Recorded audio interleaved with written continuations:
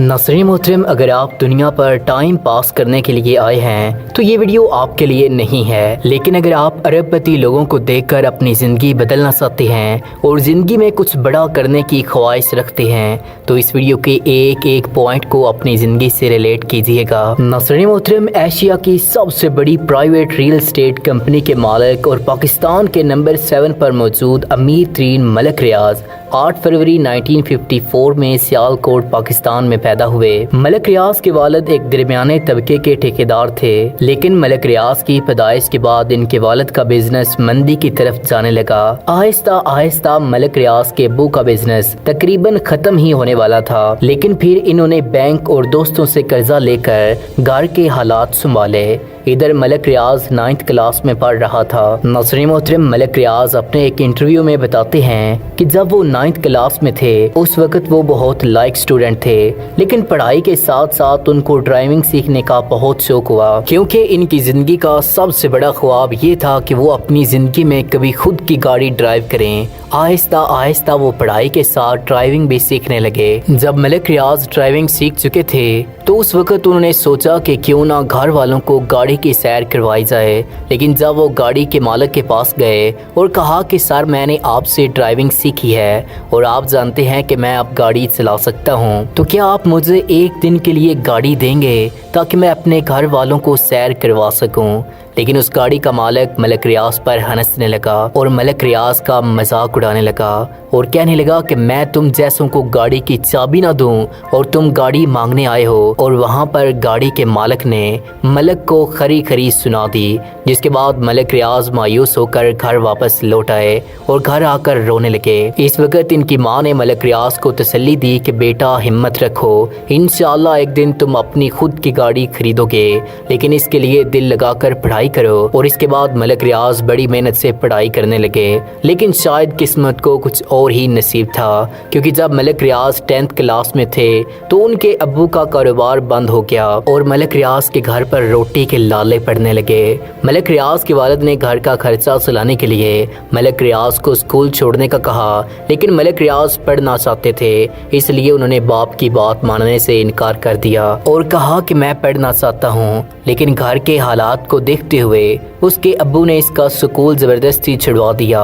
School की पढ़ाई अधूरी छोड़ दी और ड्राइविंग का काम करने के लिए नौकरी तलाश करना शुरू कर दी, लेकिन इनको किसी ने भी ड्राइवर नहीं रखा। इसके बाद वो नौकरी की तलाश में दर बदर धक्के खाने लगे और काफी मुश्किल से इनको एक क्लर्क की नौकरी मिली और वो एज अ क्लर्क काम करने लगे। इसी दौरान उनकी शादी रोबीना नाम की औरत से हो गई और इन दोनों की जिंदगी अब काफी अच्छी गुजरने लगी थी।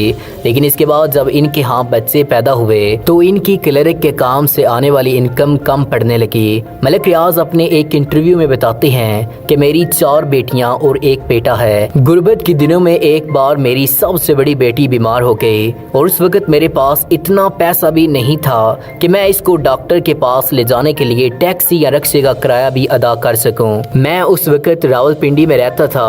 मैं रावलपिंडी के उस वक्त के सेंट्रल हॉस्पिटल और आज के बेनजीर भुट्टो अस्पताल में बेटी को इलाज की गरज से ले गया।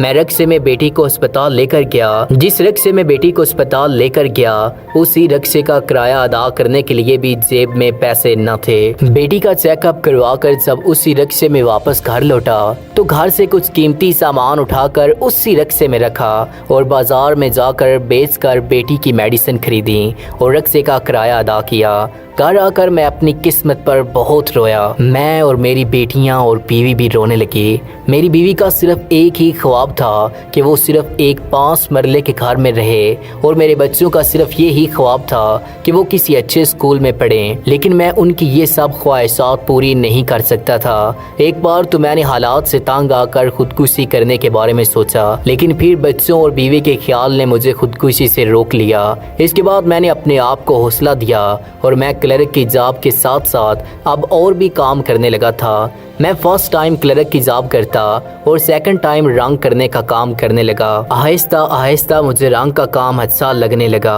اور میں نے کسی کے پاس جا کر رنگ کا کام کرنے کے بجائے اب اپنا ٹھیکہ لینے کے بارے میں سوچا۔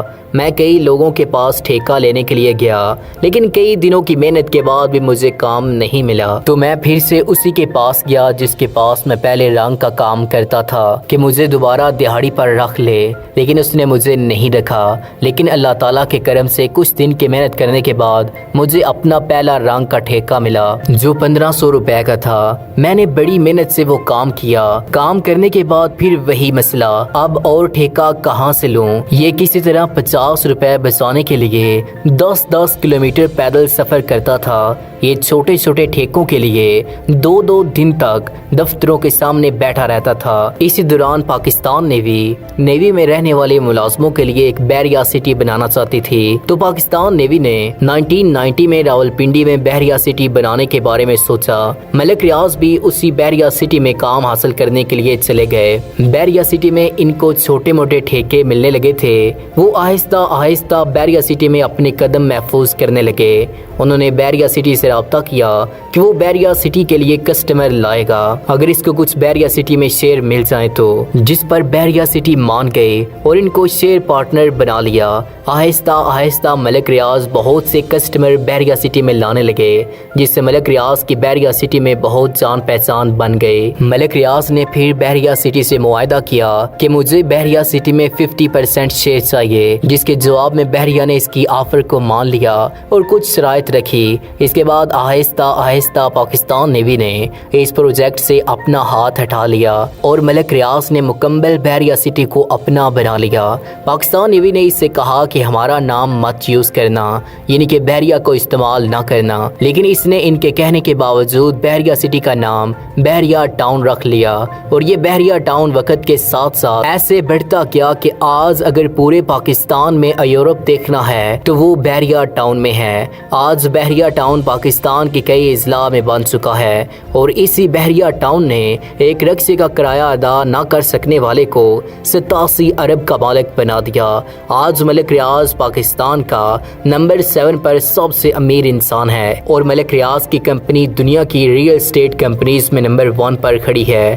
آج بحریہ ٹاؤن میں 60,000 سے بھی زیادہ ورکرز کام کر رہے ہیں، جو کہ پاکستان کا سب سے زیادہ پرائیویٹ نوکری دینے والا پرائیویٹ سیکٹر بن گیا ہے۔ ناظرین محترم، اگر آپ کو یہ ویڈیو اچھی لگی ہو تو اس ویڈیو کو لائک اور ہمارے چینل کو سبسکرائب کرنے کے ساتھ ساتھ بیل کے آئیکن کو دبا دیں، اور نیچے کمنٹ سیکشن میں ہمیں ضرور بتائیے گا کہ آگے ہم کس انسان کے بارے میں نئی ویڈیوز بنائیں۔ آپ کے کمنٹ کا ہمیں انتظار رہے گا۔ اگلی ویڈیو تک ہمیں اجازت دیجیے گا۔ اللہ نگہبان۔